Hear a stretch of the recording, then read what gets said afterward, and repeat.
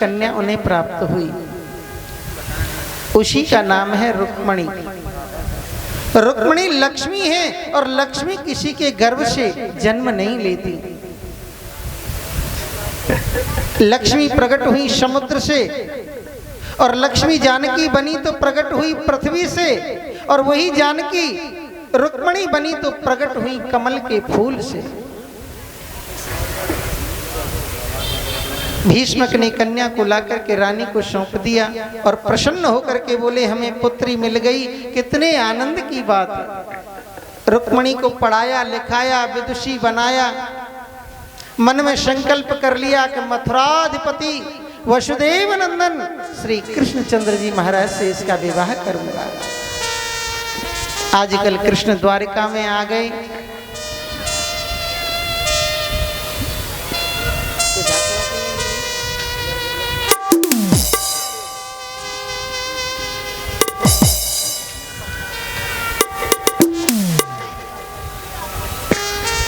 लेकिन कभी कभी क्या होता है कि पुत्र अपनी मनमानी करने लगता है, माता पिता की बातें नहीं मानता। प्रेम से बोलो जय श्री कृष्ण। तो रुक्मणी को जब ये पता चला कि मेरा विवाह शिशुपाल के साथ में सुनिश्चित कर दिया है बड़े भैया ने, तो रुक्मणी अपनी भाभी के पास में आकर के कहने लगी,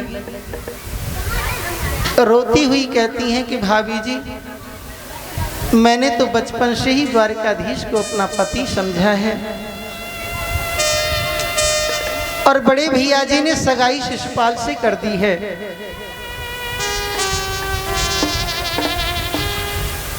भाभी कहने लगी, मन को छोटा क्यों करती हो, एक पत्र लिख दो द्वारिकाधीश को,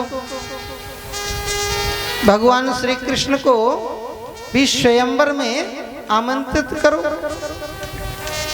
तो कृष्ण स्वयंवर में आ जाएं तो सबके सामने तुम उनके गले में वरमाला डाल देना। रुक्मणी जी ने एक सुंदर पत्र लिखा और लिख करके पंडित जी के द्वारा द्वारिकापुरी में द्वारिकापुरी से भेज दिया। द्वारिकापुरी के लिए भेज रहे हैं पत्र को। प्रेम से बोलो जय श्री कृष्ण। कितना सुंदर पत्र लिखती हैं रुक्मणी जी, दर्शन करें। कि श्रुत्वा गुणान भुवन सुंदर श्रवण्यतां ते निर्विश्य कर्ण विवरै हरतोंगतापम् रूपम दृशाम दृशिमताम अखिलार्तिलाभम त्वय्यच्युता विशति चित्रम पत्रपमे। हे गोपाल, मैंने केवल आपके गुणों को सुना है। श्रुत्वा, नविदा भक्ति में पहली भक्ति है श्रवणम,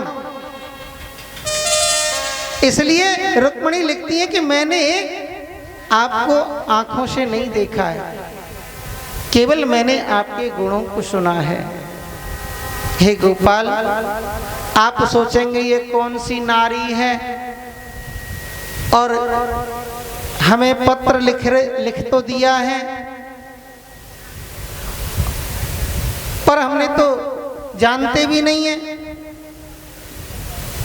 तो दूसरे मंत्र में लिखती हैं कि कातम मुकुंद महती कुलशील रूपम विद्यावयो द्रवणधामभिराम तुल्यम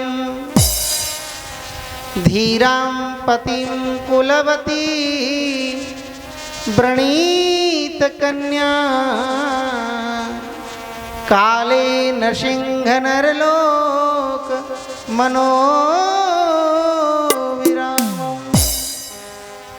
हे गोपाल,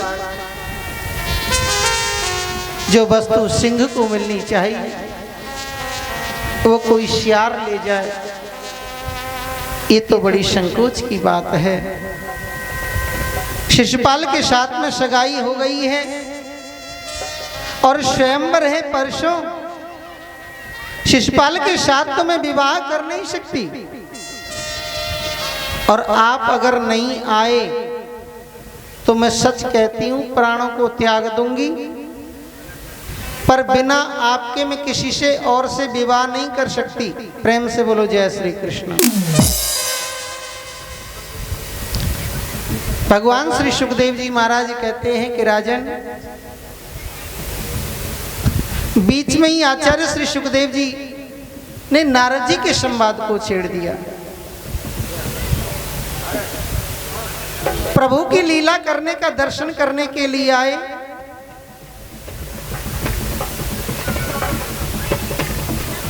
तो भगवान कृष्ण के 16,108 भवन हैं,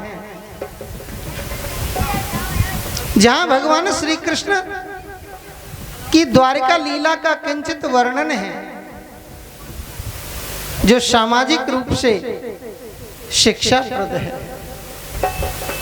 आत्मिक रूप से श्री कृष्ण की विरक्ति का प्रदर्शन करती है। इतने बड़े परिवार में रह करके भी भगवान एकदम विरक्त हैं। रानियों के बीच में रह करके भी श्री कृष्ण ब्रह्मचारी हैं। इसलिए तो मैंने आपसे कहा था कि कृष्ण का चरित्र इतना टेढ़ा है कि कभी कभी तो विधाता की बुद्धि भी चकरा जाती है। बोलो जय श्री कृष्ण।